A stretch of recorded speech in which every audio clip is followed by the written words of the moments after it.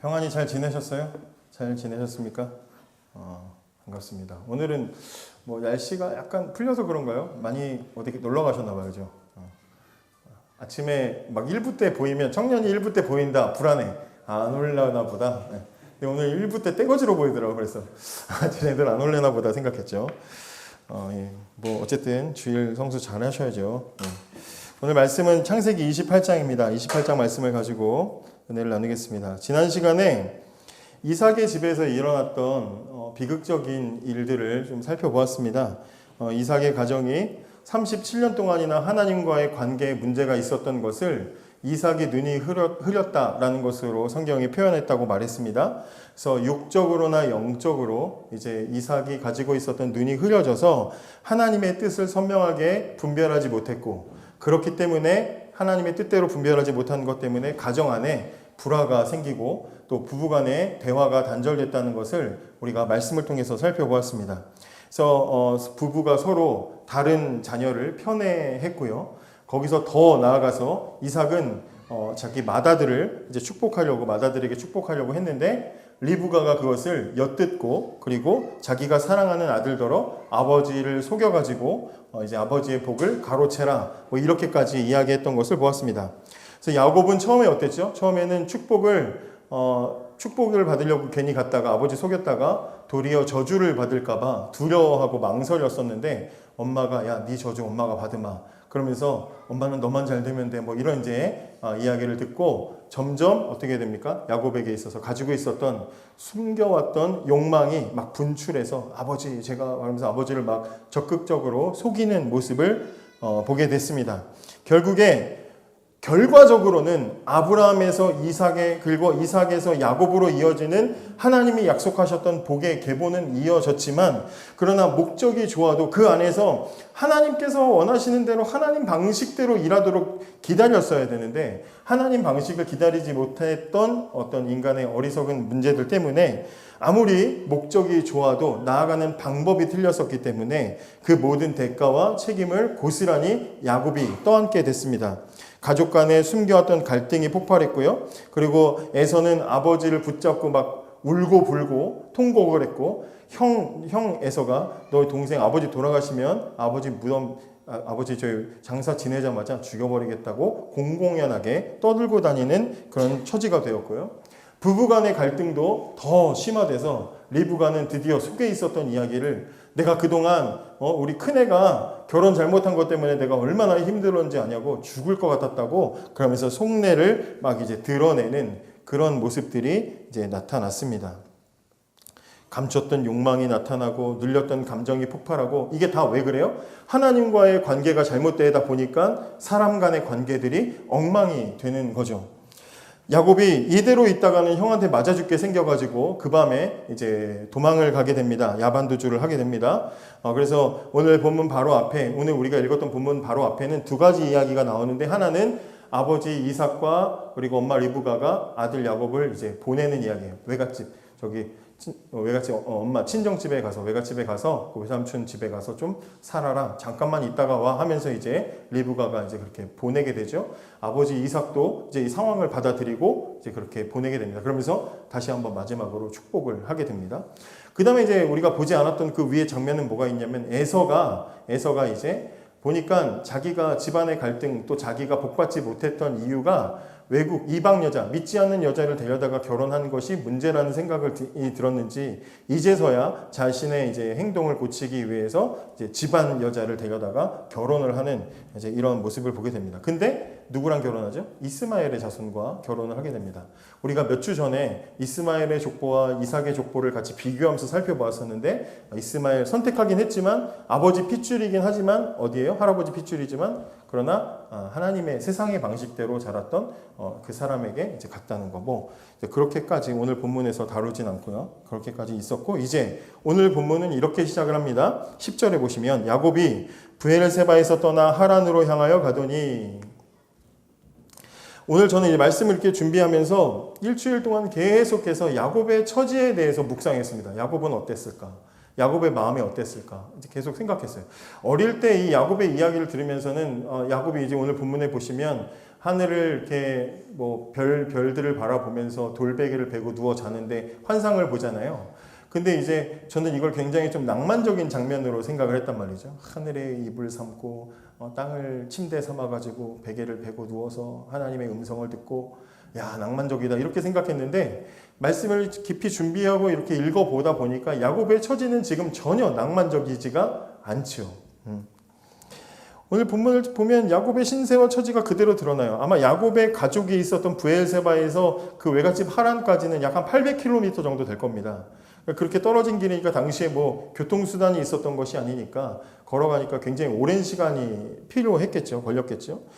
중동의 뜨거운 태양을 피해서 아마 낮에는 움직이지 못했을 것이고 새벽부터 아침 해 막 뜨기 전까지 좀 이동하다가 어디 또 굴 같은 데 또 숨어 있다가 또 밤에 좀 움직이다가 또 지치어 잠들고 뭐 이런 식으로 이동을 하지 않았을까 짐작을 해보게 됩니다.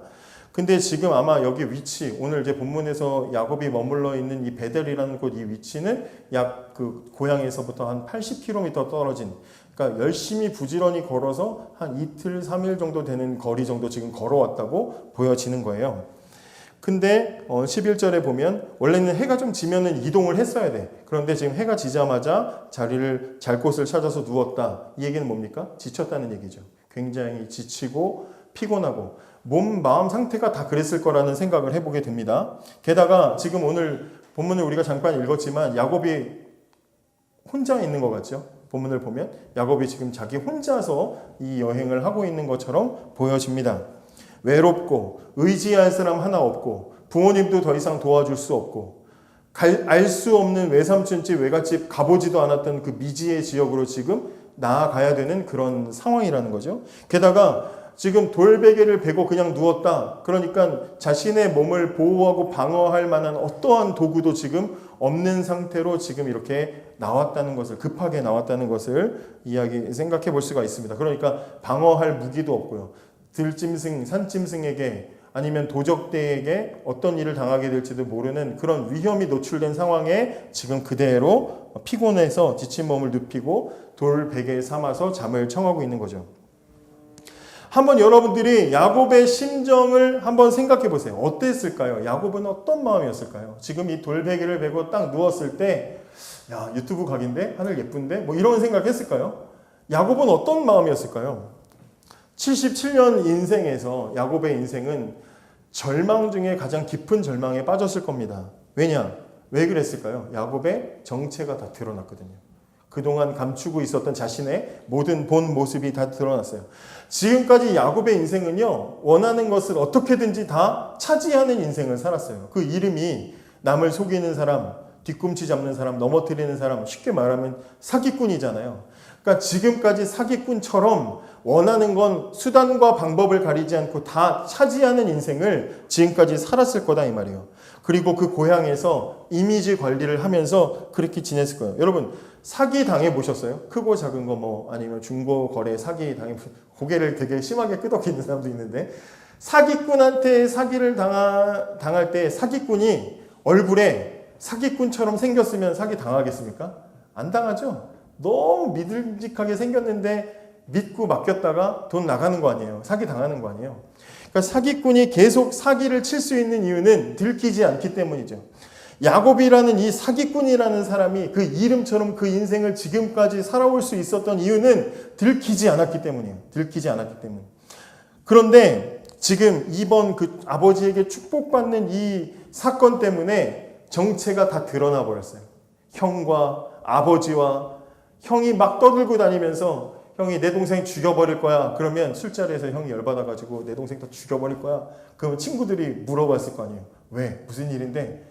그놈 자식이 자기 팔에다 염소털 붙이고 아버지한테 내복을 가로챘어. 온 동네가 야, 걔 그렇게 안 봤는데 걔 그런 애였어? 하고 깜짝 놀라는 거죠. 그러니까 온 동네방네 모든 사람들에게 숨겨왔던 자신의 정체가 다 드러나 버렸어요.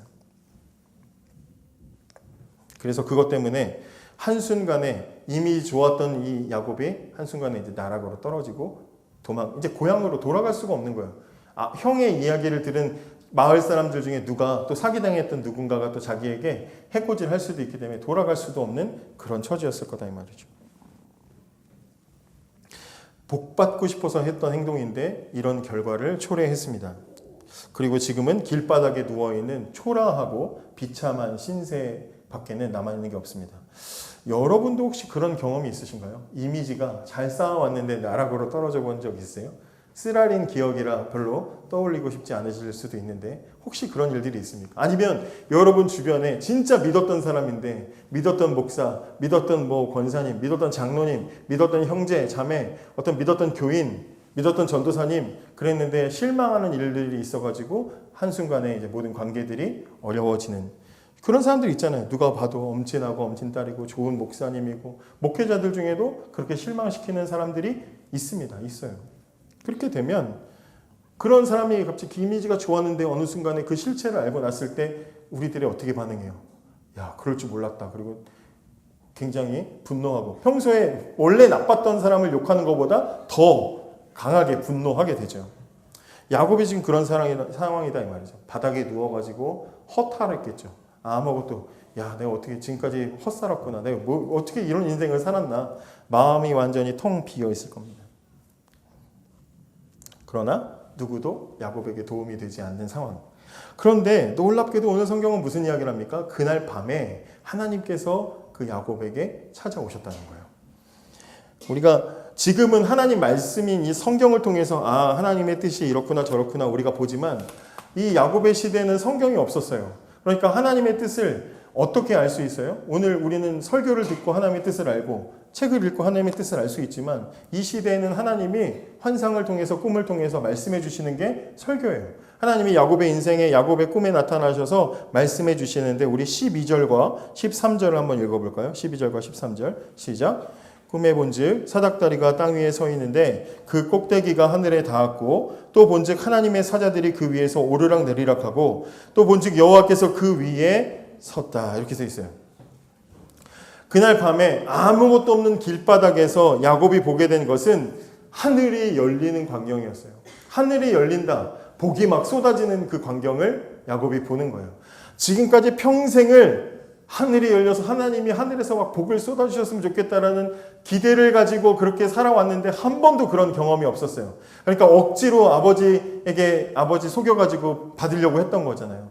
그랬는데 그런 결과로 지금 이렇게 비참한 상황이 됐는데 모든 것을 다 잃고 포기한 상황에서 길바닥에 누워있는 그 야곱에게 하나님이 하늘을 열어주셨어요. 하늘을 쫙 열고 그에게 나타나셨습니다. 야곱이 본 환상은 뭡니까? 저 하늘 높은 곳에 하나님이 계시는 거예요. 높은 하늘에 계시는 하나님. 여러분, 하나님은 하늘에 계시고 야곱은 어디 있습니까?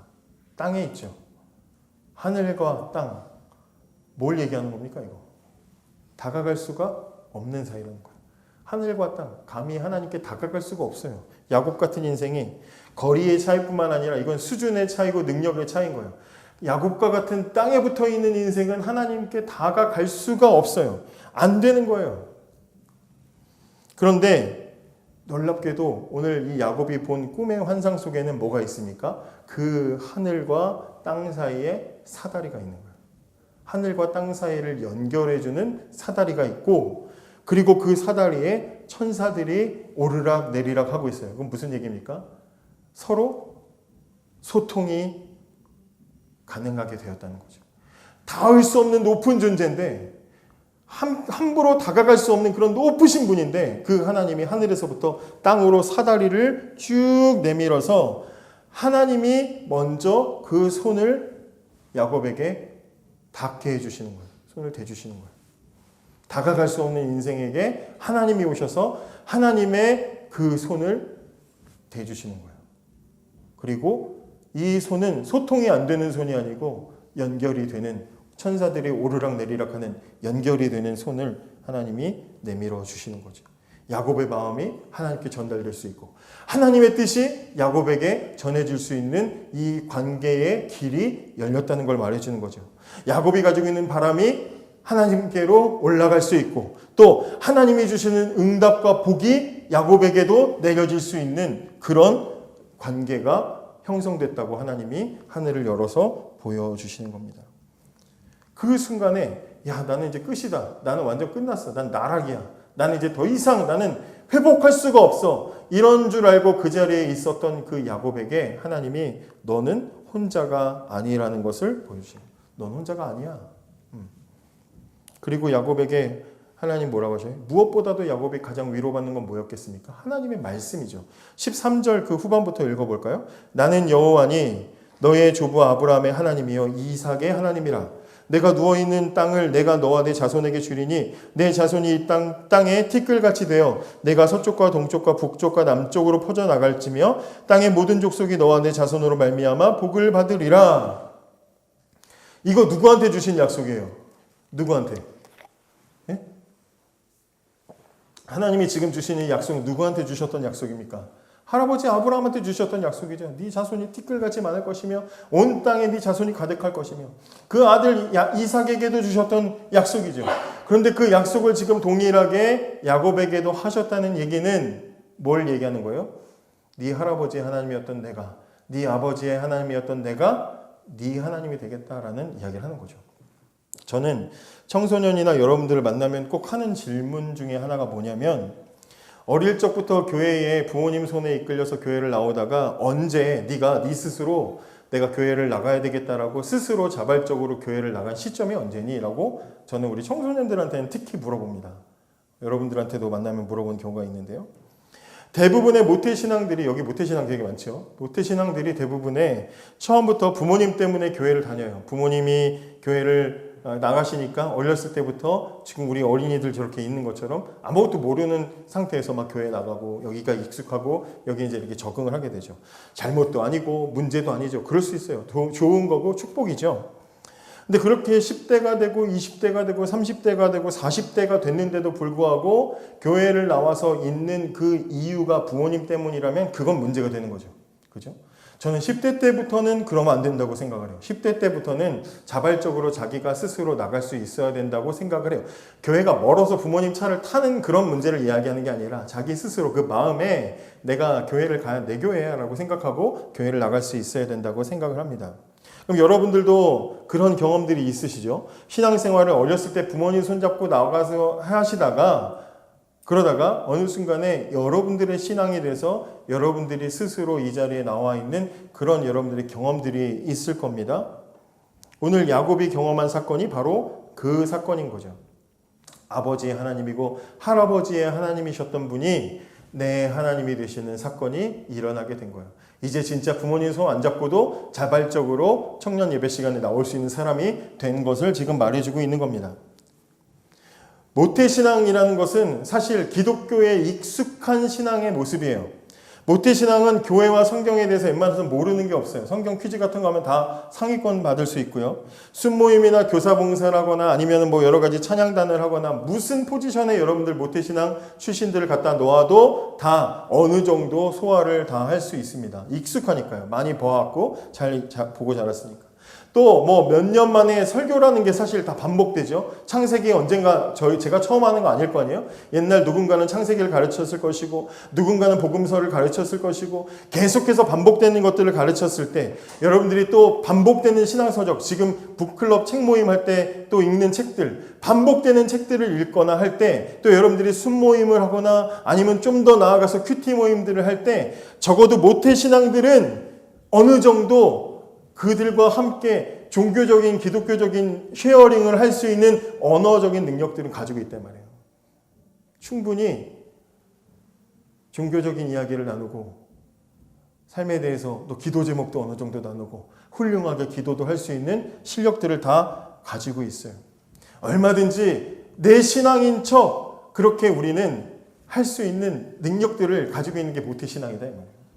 근데 그게 진짜 내 믿음이 아니고 그게 내 신앙이 아니라면 그때부터는 문제가 생겨요. 겉으로는 볼 때 아무 문제가 없어요. 겉으로 볼 때는 신앙생활 그대로 다 하고 있고 봉사면 뭐너 역할 다 할 수 있는데 그런데 그 마음속에는 계속되는 갈등이 있어요. 언제까지 내가 이 연기를 하고 살아야 되지? 더 노골적인 말로 내가 언제까지 이 짓거리를 해야 되지? 라는 생각이 드는 거예요. 삶이 바쁘고 직장 다니는 거 바쁘고 결혼 준비해야 되고 이런 거 저런 거 바쁘기 시작하고 돈 벌어야 되고 이런 거 저런 거 바쁘기 시작하면 언제까지 내가 이렇게 하고 살아야 되지? 라는 갈등이 생기기 시작합니다. 남들이 볼 때는 나는 괜찮은 신자고 또 좋은 어느 정도의 역할과 위치를 맡고 있기 때문에 이 고민을 말할 수도 없어요. 많은 경우들이 그럴 거예요. 그리고 늘 지쳐 있어요. 주일날 교회를 섬기고 가면 지쳐 있어요. 왜? 진짜 신앙이 아니기 때문에 말씀을 통해서 주시는 깊은 은혜와 위로를 받을 수가 없거든요. 잠깐 감동적인데 좋은데 할 수는 있지만 거기서 끝나는 거죠. 게으름이라는 책 지금 북클럽에서 읽고 있는데 거기에 이런 구절이 있더라고요. 삶을 고치지 않고 계속 설교를 듣기만 하는 것은 단지 설교를 즐기는 것일 뿐이다. 이렇게 말했어요. 그럴 수도 있겠구나 생각이 들더라고요. 분명히 모태신앙은 어느 정도 기도 생활도 하고요. 남처럼 졸지 않고 말씀도 재밌게 들을 수 있습니다.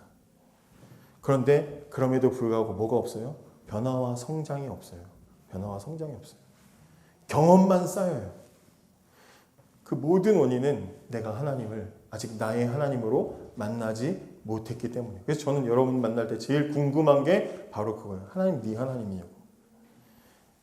이런 신앙생활은 신앙생활이 아니고 종교생활이 되는 겁니다. 종교생활. 군대 가면 하잖아요. 종교활동할 사람 나오라고 하잖아요. 그 종교활동이 되는 거예요.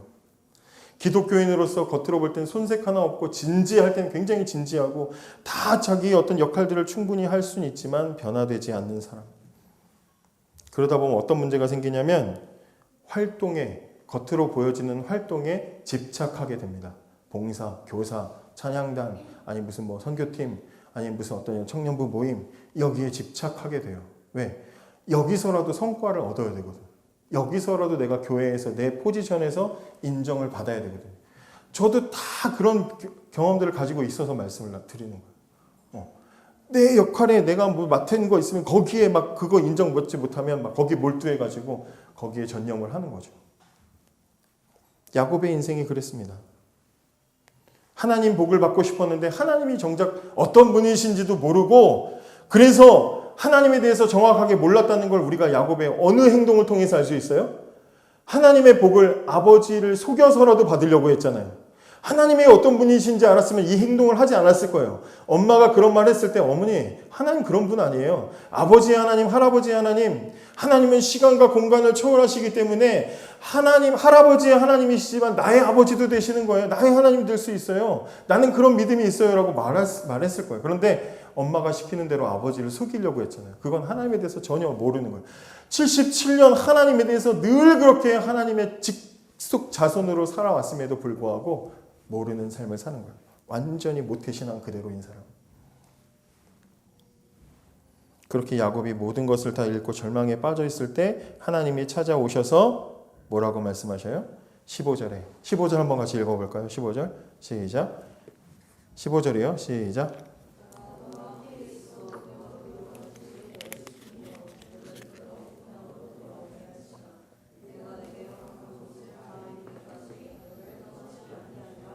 네, 하나님은 야곱이 감히 상상하지도 못한 것들을 약속하셨어요. 내가 너와 함께 있겠다. 어디로 가든지 내가 너를 지키겠다. 다시 반드시 돌아오게 하겠다. 이 모든 일을 이룰 때까지 나는 너를 절대로 떠나지 않겠다. 강력한 하나님의 약속을 부어주시는 거죠. 지금까지 야곱은 하나님은 자기 집안과 자기 고향 땅을 지켜주는 신이라고 생각했어요. 이 당시의 사람들은 그런 개념들이 많았대요. 우리 지역을 지키는 신, 우리 집안을 지키는 신, 하나님을 그런 신으로 생각했던 거예요. 그래서 이 당시에 나라와 나라가 전쟁을 하면 그 나라를 지키는 신과 자기 나라를 지키는 신과 신의 대결이라고 생각했던 경우들이 굉장히 많아요. 야곱도 그런 사람이었어요. 그래서 내 고향의 신, 고향의 하나님, 부모님의 하나님이라고 생각해서 거기서 떠나왔기 때문에 나는 진짜 혼자다라고 생각했던 거예요. 그런데 하나님이 거기까지 찾아와 주셨어요. 그래서 깨달은 거죠. 아, 하나님은 고향의 신이 아니고 내 하나님이시구나라는 것을 깨닫게 되는 거죠. 그래서 잠에서 깨자마자 16절에 뭐라 그래요? 야곱이 잠에 깨어 이르되 여호와께서 과연 여기 계시거늘 내가 알지 못하였도다. 이에 두려워하여 이르되 두렵도다 이것이요 이것은 다름이 아닌 하나님의 집이요 이는 하늘의 문이로다 라고 고백합니다. 절망에 빠졌고 허허벌판에서 외톨이 같은 사람, 마음이 텅 비어가지고 다시는 모든 것이 아무것도 회복될 수 없어. 나는 이제 끝이야. 나는 완전 나락이야. 나는 이제 파멸이야. 나는 이제 완전히 끝났어라고 생각하고 그 돌바닥에 어떠한 방어나 보호도 할 생각 없이 그 돌바닥에 누워있는 그 야곱이 정신을 차리고 보니까 하나님을 탁 만나고 나니까 나는 혼자서 지금 허허벌판 길바닥에 누워있는 게 아니고 하나님 집 안에 가장 한가운데 누워있는 거구나라는 것을 깨닫게 되는 거예요. 나를 보호하고 있는 그 하나님의 공간 속에 나는 들어와 있구나. 하나님의 집에 큰 대형 퀸 사이즈 침대에 나는 누워있구나 라는 것을 깨닫게 되는 거예요. 편안함이 이루 말할 수가 없는 거죠. 여러분 인생의 가장 쓰라린 절망에 빠져 있을 때 혹시 여러분들에게 그런 경험이 있었다면 진짜 절망하는 일, 어떻게 이럴 수가 있지 하고 정말 너무 슬픈 일들이 있을 때, 그런 경험들이 있을 때 그 고통 속에 우리를 찾아오시는 하나님을 만난다면 그것보다 더 큰 은혜와 위로는 없는 거죠. 나 혼자 있는 줄 알았는데 하나님이 아니다. 내가 너와 함께 있었다. 지금까지 난 너와 함께 있다. 라고 말씀하실 때 우리는 그 어떠한 것보다도 큰 위로를 받게 돼요. 몸 하나도 낫지 않고 상황이 하나도 나아지지 않았어도 하나님이 함께 계시는 것만으로 우리는 위로를 받지요. 지금까지 야곱은 그랬습니다. 고향으로 가려니 과거에 저지른 잘못 때문에 과거도 깨끗하지 않아요. 현재 지금 상황은 외톨이에요. 현재도 마음에 안 들어. 미래, 앞으로 나아가는 그 외갓집은 어떤 곳인지도 몰라요. 여러분 이미 아시는 분들은 알겠지만 외갓집에 가가지고 외삼촌한테 취업상의를 당해서 고생을 하잖아요. 과거, 현재, 미래 어떠한 것도 좋은 게 없는 상황이었는데 하나님이 찾아오셔서 하나님이 함께 하셔요. 하나님이 하늘의 사다리가 그 야곱에게 탁 닿을 때 그 마음의 위로를 받게 되는 겁니다. 두려움에 빠졌던 인생이 용기를 얻었고요. 절망에 빠졌던 인생에게 소망이 생기게 되었습니다. 가장 위험한 줄 알았는데 가장 안전하다는 사실을 깨닫게 되는 거예요. 반전의 은혜가 그곳에 있었습니다. 15절 말씀을 보면 이게 얼마나 은혜가 돼요. 보세요. 여러분 15절에 제일 은혜가 되는 구절이 뭔지 아세요? 네가 어디로 가든지요. 네가 어디로 가든지. 어디로 가든지라는 말은 뭘 포함하고 있어요? 잘 가도 난 너와 함께 하지만 네가 잘못 가도 난 너와 함께 하겠다. 이거잖아요. 네가 잘못된 선택을 해도 나는 너와 함께 할 것이다. 이 하나님이 약속하시는 거예요. 어디로 가든지. 여러분 요한복음 1장에 보면요. 나다나엘이라는 사람이 등장합니다. 제가 여러분 오늘 그 온라인 주보에 보면 참고하는 성경 구절 혹시 띄워드린 거 보셨나요? 참고하는 성경 구절? 주보 잘 안 보세요? 보시면 온라인 성경 구절 보시면 거기에 요한복음 1장의 말씀이 기록이 되어 있는데요. 나다나엘이라는 사람은 나중에 이제 예수님의 제자가 되는데 이 사람 친구가 누구냐면 빌립이라는 사람이 친구입니다. 근데 이제 나다나엘보다 빌립이 먼저 예수님을 만나요. 근데 나다나엘이 그날 빌립 만나기 전에 혼자서 무화과나무 앞에서 성경 말씀을 묵상을 했나 봐요. 근데 어떤 말씀을 묵상을 했냐면 오늘 우리가 읽은 장면을 묵상을 한 거예요. 야, 어떻게 하늘에서 야곱이 있는 데까지 사다리가 연결됐지? 그게 뭘 의미하는 거지? 이렇게 생각을 하고 이게 무슨 말일까? 라고 이제 묵상을 하고 궁금해하고 있었던 상황이었어요. 근데 조금 있다가 빌립이 와가지고 나 예수라는 분 만났고 그분을 따르기로 했네. 이제 이야기를 하는 거예요. 그 예수가 누군데? 그랬더니 나사렛 출신이야. 그랬더니 나다나엘이 나사렛은 완전 시골이거든요. 그래서 그 촌동네에 무슨 선한 게 나겠어. 거기 뭐 좋은 대단한 사람이 있겠어. 처음에 무시를 해요. 그러니까 이 빌립이 그래? 그럼 당신 됐어. 보냈으면 끝나는 건데 빌립이 그래도 이렇게 나다나엘을 예수님께로 데리고 갑니다. 근데 그 나다나엘이 예수님 보자마자 예수님이 뭐라 그랬냐면 너는 참 하나님이 존귀한 사람이다. 귀한 사람이다. 칭찬을 한 다음에 나다나엘에게 뭐라고 얘기했냐면 한마디 대화도 안 했는데 너 아침에 무화과나무 아래에서 하나님 말씀 묵상한 거 내가 알고 있다. 그러는 거예요. 그랬더니 그 말을 듣는 순간에 이분은 그냥 보통 사람이 아니고 이분이 바로 그 메시아구나. 신적인 존재구나라는 것을 깨달아요. 그래서 하나님이라고 그렇게 고백을 합니다. 나의 하나님이십니다. 하나님으로서 이제 그렇게 존중을 하고 고백을 해요. 그때 예수님이 그 마음에 더욱더 정확하게 확신을 갖게 하기 위해서 요한복음 1장 51절을 말씀하시는데 여러분 한번 보시겠어요? 같이 한번 읽어볼까요? 요한복음 1장 51절 같이 읽어볼게요. 시작. 너희에게 이르노니 하늘이 열리고 하나님의 사자들이 인자 위에서 오르락 내리락 하는 것을 보리라. 예. 나다나엘은 아침에 이 말씀을 묵상하고 이게 무슨 말일까? 하늘과 땅과 연결된 사다리가 뭐지? 이걸 궁금해하고 있었는데 예수님이 나다나엘아, 네가 아침에 말씀 묵상한 걸 내가 알고 있다. 그리고 정확하게 너도 그 사다리를 볼 것이다. 라고 예수님이 말씀을 해주시는 거예요. 여러분, 이게 무슨 말이에요? 하늘과 땅을 연결해주는 하나님의 사다리, 하나님과 비참하게 지금 아무것도 없이 모든 것이 발가벗겨진 죄인을 연결해주는 통로, 하나님과 감히 다가갈 수 없는 그 하늘의 하나님과 보잘것없는 인간 사이를 이어주는 그 연결자, 누구를 얘기하는 거예요? 예수 그리스도를 얘기하는 거다 이 말이에요. 거룩하신 하나님과 죄인인 우리 사이에 오셔서 자신의 생명으로 생명의 길을 열어주시는 그 연결자 예수 그리스도를 나다나엘에게 소개하시는 거죠. 나를 통해서 너는 그 사다리를 보게 될 것이다. 여러분, 예수님은 자기 정체가 탄로나서 절망에 빠져있는 인생에게 찾아오셔서 하나님의 복과 평안을 주십니다.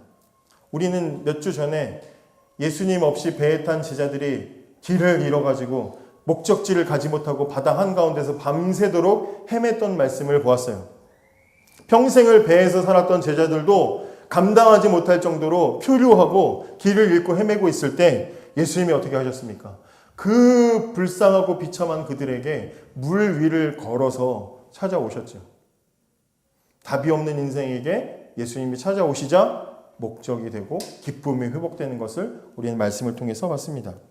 예수님은 뿐만 아니라 남편을 5번이나 바꾸고 사람들 피해서 구겨진 것 같은 인생을 살았던 사마리아 여인에게도 찾아오셔서 평안과 기쁨을 회복시켜 주셨고, 평생을 사람 외면하고 돈을 위해서 살았던 삭개오와 같은 사람에게도 찾아오셔서 그의 인생에 기쁨을 주시고 하나님과 연결되는 가교 역할을 해주신 것을 우리는 보게 됩니다.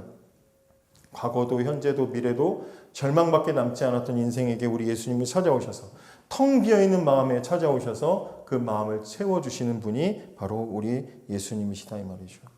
여러분은 예수님을 만나셨습니까? 어떤 때 예수님이 여러분들을 찾아오셨는지를 생각해 보세요.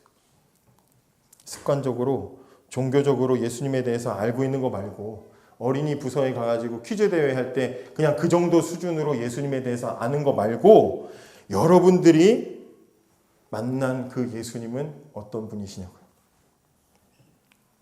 말씀을 통해서 여러분들이 완전히 분해되고 해체되는 경험이 있었으면 좋겠습니다. 하나님 말씀을 읽을 때 막 속이 쓰리고 아프고 속상하고 가볍게 여러분들이 그런 경험을 하시려면 언제 할 수 있는지 아세요?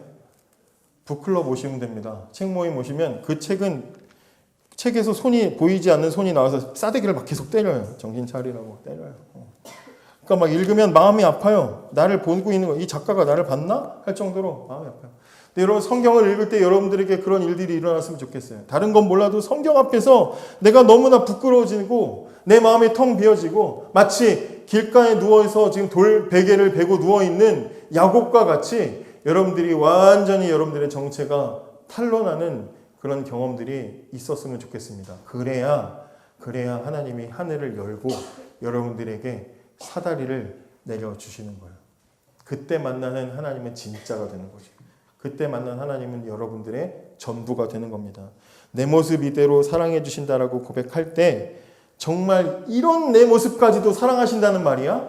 라는 것을 깨달아야 얼마 전에 주 예수보다 더 귀한 것은 없네 이 찬양 부르는데 저한테 계속 이 질문을 하게 됐더라고요. 제가 이 말씀을 준비하다가 이 찬양을 들어서 그런지 모르겠지만 정말 이 세상 모든 것, 세상 모든 부귀와 명예와 그 어떠한 것보다도 주님을 그렇게 사랑해? 라고 질문하게 되더라고요.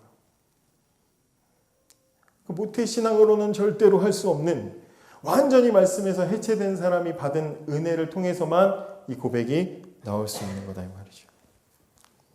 나의 계획이 실패하고 나의 소망이 끊어질 때 삶의 주관자 되신 그분 앞에 나의 무릎을 꿇어 경배하네. 내 계획이 다 실패하고 소망이 없을 때 찾아와서 나를 주관하시는 예수님 만나면, 그러면 그때 내 삶에서 뭐가 나와요? 예수 이름 높이세 찬양이, 그 찬양이 진짜고 그 고백이 진짜고 그 신앙이 진짜가 되는 거죠. 진짜 아무것도 없이 혼자밖에 없다고 생각하는, 표류하고 있는 것 같은 그런 상황에 놓여졌을 때 나를 찾아오시는 그 주님을 만나시기를 바랍니다. 예수님 만나는 순간 풍랑이 와도 안전하다고 느낄 수 있잖아요. 야곱은 지금 세상 누구보다도 편안한 곳에 누워 있는 것 같은 그런 안정감을 얻게 되는 겁니다. 저는 여러분들에게도 그런 일들이 일어나기를 기도하고 소망하고 있습니다. 말씀의 채찍이 여러분들을 아프게 때렸으면 좋겠습니다. 여러분들의 마음이 텅 비었으면 좋겠습니다. 애통하는 마음으로 의에 줄이고 목말라서 주님께 기도하고 엎드리는 마음들을 가지고 살아갔으면 좋겠습니다. 좋은, 보기 좋은 그런 종교적인 삶을 살아가는 사람이 아니라, 맨날 저 사람은 왜 저렇게 울까?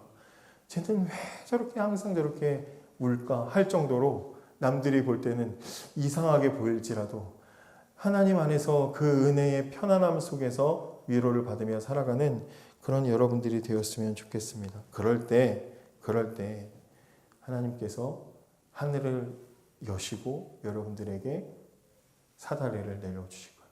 그 은혜를 맛보는 저와 여러분이 되기를 원합니다. 우리 같이 이 시간 잠깐 같이 기도하겠습니다.